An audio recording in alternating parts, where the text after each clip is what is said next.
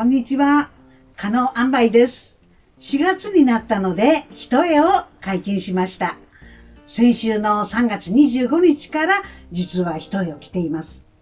昔ながらの衣替えの暦だと、一重は6月と9月ですが、最近では気温による衣替えが一般的になったんじゃないかな。温暖化の影響で100年前に比べると平均最高気温が3度上昇してます。100年前って言ったって昭和元年が1926年だからそんな昔じゃないのよ。100年前の6月の最高気温平均は24度。去年の最高気温の平均は5月が 23.5 度。6月は 27.6 度。現代の一般的な着物の暦だと5月。気温で言うと最高気温が23度以上になると一重解禁っていう感じよね。でもね、それだと私は暑いのよ。同じ気温でも人によっては体感温度って全然違うの。寒がりの人もいれば暑がりの人もいる。だから衣替えの暦は体感温度を基準とするのが一番快適。私の場合、体感温度は人より3度は高く感じちゃうの。気温が20度でも私にとっては23度ぐらいの暑さなの。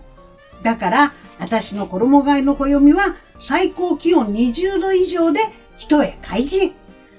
だいたい3月下旬ぐらいからだから4月になったら完全に一重にシフトしちゃうの。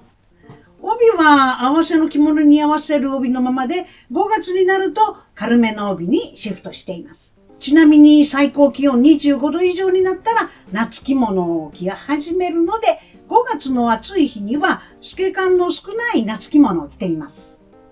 一重の着物は着れる時期が短いからってあんまりあつらえない方が多いみたいだけども、私は逆。一重がないと快適な着物生活が送れないんだもん。一重は4月、5月、10月、11月の4ヶ月着ているから大活躍。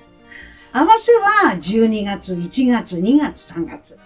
夏物は5月の暑い日と6月、7月、9月。7月の下旬から8月は浴衣を着ています。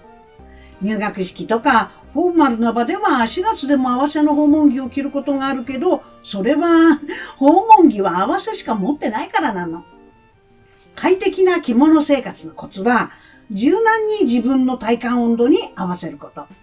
住んでいる地域も体感温度も違うんだから自分の体に聞いてみるのが一番よ。今日の着物は、一重で少しシャリ感のある丹後ちりめんです。白地に細い縦線が織られていて、かすりのようなグレーの模様が染められています。キラキラと光る黄色、紫、青、3色のカラフルな短冊状の線も入っていて、シンプルだけどもよく見ると遊び心のあるデザインになっています。帯は黒地に黄色、紫、青と着物と同じ色が入っているものを選びました。半襟は黒の大島紬の余り布。帯締めは黄色の三分紐。帯揚げは紫色。今着ている長襦袢の余り布をそのまま帯揚げとして使ってみました。本日の動画が面白いなとかお役に立てたようでしたら高評価とチャンネル登録よろしくお願いいたします。